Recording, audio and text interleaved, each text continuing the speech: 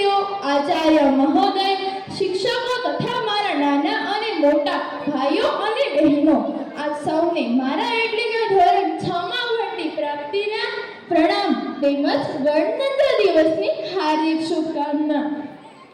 તમે જાણો છો કે આપણો દેશ 15 ઓગસ્ટ 1947 ના દિવસે આઝાદ થયો અને આઝાદ ભારતનું બંધારણ 26 જાન્યુઆરી 1950 થી અમલમાં આવ્યું। એટલે તે દિવસથી 26 જાન્યુઆરી પ્રજાસત્તાક દિવસ અથવા ગણતંત્ર દિવસ તરીકે ઉજવવામાં આવે છે। આ સાથે હું એક પંક્તિ કહેવા માંગીશ। वीरों ने लड़ा युद्ध, खून पसीना बहाया, स्वतंत्रता की माला गर्व से सजाया, आजादी की हवाएं बहती हैं चारों ओर, आजादी की हवाएं बहती हैं चारों ओर, देश आगे बढ़ रहा नए युग की ओर, देश आगे बढ़ रहा नए युग की ओर। ભારતનું બંધારણ આપણને સ્વતંત્રતા, સમાનતા અને ન્યાયનો અધિકાર આપે છે। ડોક્ટર ભીમરાવ આંબેડકરના નેતૃત્વમાં એક સમિતિની રચના કરવામાં આવી હતી।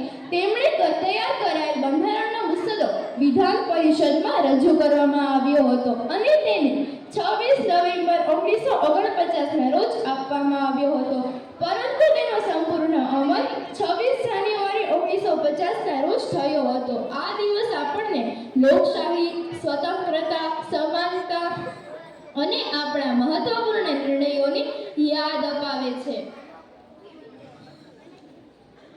આ દિવસે આપણે દેશની આઝાદી માટે લડનાર તમામ સ્વતંત્રતા સેનાનીઓને યાદ કરીએ છીએ। તેમના બલિદાનોને કારણે આજે આપણે આપણા અધિકારોનો આનંદ માણી શકીએ છીએ।